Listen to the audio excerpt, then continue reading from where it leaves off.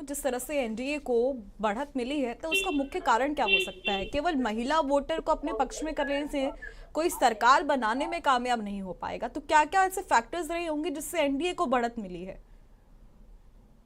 देखिए, मैं बता रहा हूँ एनडीए एनडीए को बढ़त मिली है बिहार में। देखिए, हम्म। प्रशांत किशोर जी की जहाँ तक बात है, प्रशांत किशोर जी ने जो इस तरीके से विस्थापन पे बात किया बिहार में कि हर मोदी जी भी अपने रैलियों में उन्होंने कहा कि नहीं, हम हर जिले में हमारी सरकार अगर आती है तो हम हर जिले में एक फैक्ट्री लगाएंगे। और प्रशांत किशोर जी जितने भी मुद्दे को उठाए कि हम महिलाओं की 2500 रुपये पर मंथ देंगे, वृद्धा पेंशन हम 4000 कर देंगे और 2000 कर देंगे, जिस तरीके से जितना इन्होंने अपने चुनावी रैलियों में और घूमने के बिहार भ्रमण के दौरान इन्होंने जितनी भी घोषणाएं की थी, सबसे कहीं ना कहीं एनडीए की जो सरकार है, 125 यूनिट बिजली माफ कर देना बिहार में, उसके बाद जीविका दीदियों को 10-10 हजार रुपये देना, उसके बाद 400 से 1100 रुपया वृद्धा पेंशन, इसका विकलांग पेंशन कर देना, दिव्यांगों के लिए पेंशन कर देना। तो इस तरीके का जो फ्री जो दिया गया फ्री लाभार्थियों को, ये कहीं ना कहीं एनडीए के पक्ष में वोट करते हुए नजर आ रहा है। तीसरी चीज, जो महागठबंधन का है, उसमें जो नेता है और उसका जो इतिहास रहा है, बट उसका सही इतिहास नहीं रहा है, और जिस प्रकार से उनके पास एक विजन नहीं है। देखिए, जो भी चुनाव वर्तमान समय में हो रहा है, सब यही कह रहे हैं कि नहीं, हम सबको फ्री में देंगे, सब कुछ फ्री में बात देंगे। तेजस्वी यादव करें कि हम सबको घर में एक एक आदमी को नौकरी देंगे, तो कैसे पॉसिबल है? इस तरीके से जो चीजें हैं, और जिस प्रकार से नीतीश और मोदी की जोड़ी ने चुनाव से पहले लोगों की बढ़िया बांट के वोट वोटिंग में जो सफलता हासिल की है। और दूसरी बात आपका है महिला वोटर देखो, 0.4% 7% से ही बहुत जगहों पे सरकारें बन गई हैं और सरकारें गिर गई हैं। तो यहाँ तो 9% की बात हो रही है।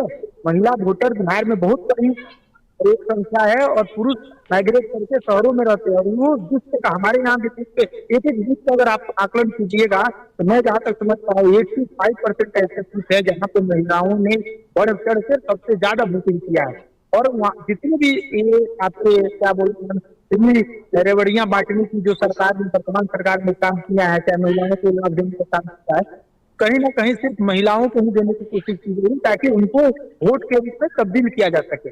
तो मेरा ये मानना है कि इसलिए मेरा जो एनालिसिस है, एनडीए का जो बढ़त है वो सिर्फ और सिर्फ महिला वोटर्स के आधार पे, और उनको जिस तरीके से सिलेंडर फ्री करने की बात की गई, उनको फिर से 2 लाख रुपए, जैसे जीविका दीदी यहाँ पे बता रही थी कि अभी अगर एनडीए सरकार आ जाती है तो 1,90,000 के बाकी है आपको जीविका के माध्यम से एकदम फ्री करने के लिए मिलेगा, वो मिलेगा। अब सोचिए किसी को 10,000 रुपया दे दिया गया है और कहा जा रहा है कि अगर हमारी बन जाती है तो 1,90,000 दे देंगे, तो उसकी तरफ लोग जाएगा। जिसने नहीं दिया है कह रहा है कि हम 3 लाख देंगे, उसकी तरफ लोग जाएगा।